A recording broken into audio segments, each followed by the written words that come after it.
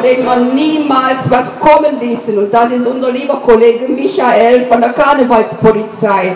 Das ist wirklich unser ganz treuer Boy, der uns den ganzen Tag begleitet und der uns wirklich jeden Wunsch von den Augen abliest. Ihr seht, Mädchen, solche Männer gibt es noch.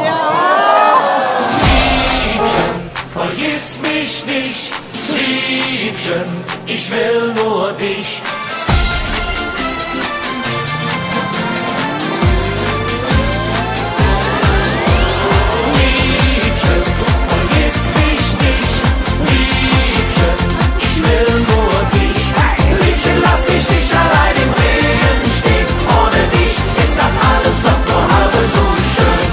Bevor wir jetzt loslegen, möchten wir mit einem dreimal kräftigen Öperlaub unseren erkrankten Bürgermeister, der leider dieses Jahr nicht mit uns auf der Bühne sein kann, ganz herzlich grüßen. Karl-Heinz,